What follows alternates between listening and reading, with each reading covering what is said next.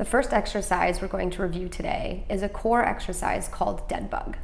The dead bug exercise is designed to engage your core and stabilize your core while moving your limbs. While laying on your back, you want to stabilize through your center of your core right at your sternum or diaphragm. Bring your legs up so that your knees are flexed to 90 degrees and your hips are flexed to 90 degrees. If you can do this without low back pain, you can bring your hands up towards the ceiling. If you can do this without low back pain, you can incorporate your breath, breathing in through the nose and out through the mouth. And then the last part is incorporating the movement. You're going to move opposite arm and leg away from each other, and then back in. Inhale through the nose, exhale as you move the other arm and leg away from each other and back towards the center. You want to make sure you're only moving your limbs away from your center as far as you can still maintain this stability. You do not want to be arching your back and losing all of that core tension.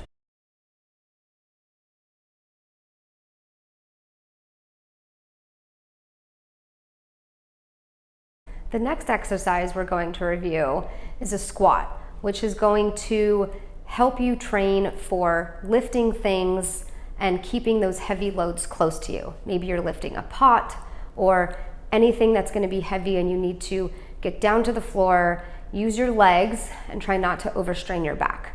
So I'm going to use a kettlebell here, and I'm going to hold the kettlebell close to my chest and center. I like to hold them upside down because it gives it a little bit more instability. And then I'm just going to hold this in and squat as low as I can comfortably. Okay, you want to keep the weight close to your center. You don't want it out here. That's too much effort. Bring it in and then keep your weight in your heels.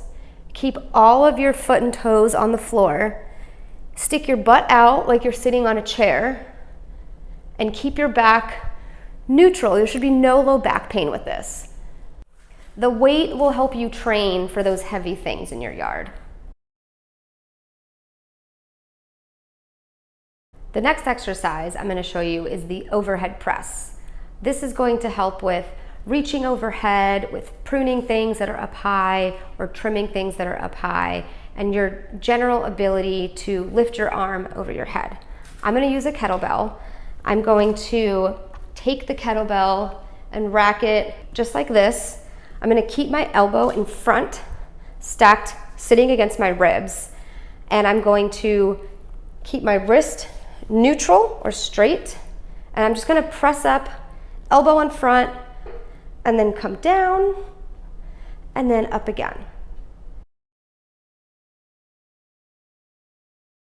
Another great exercise to train your ability to reach in front and overhead for trimming and pruning is going to be a forward raise.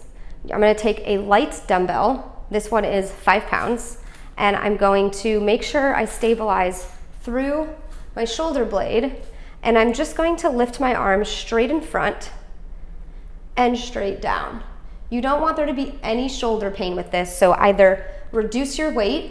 If you can't use a weight because of pain, you can always just use a fist and do the same thing straight in front and down. And this will help train your ability to have your arm out in front and doing things like you would in your garden or your yard.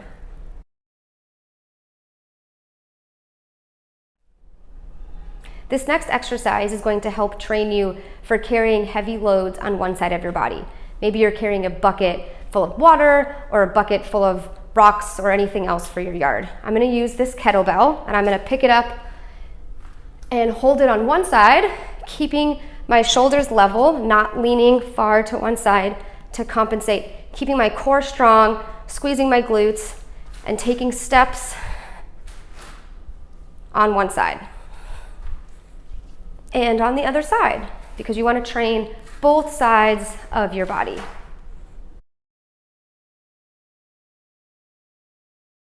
This last exercise is the prone prop up and the prone press up, which can be done to help reduce back pain that you experience or that develops while you're gardening or doing yard work, and also to prevent back pain from developing while you're doing yard work or gardening.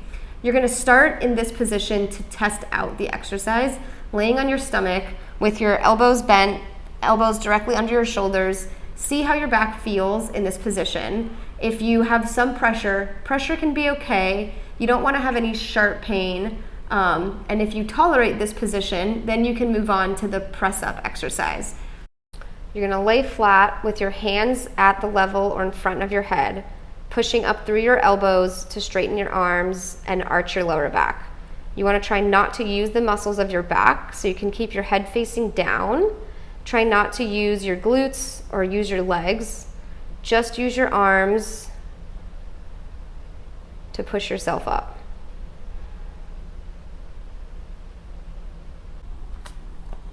So that's the prone prop up and the press up exercise for back pain. These exercises can be performed at any time, but if you start doing them a little bit before spring, you can help improve your tissue tolerance and get your body feeling stronger and ready for the yard work and gardening to help prevent pain and future injury. Thanks for watching our video on how to stay injury-free this spring. We hope you found some of these tips helpful.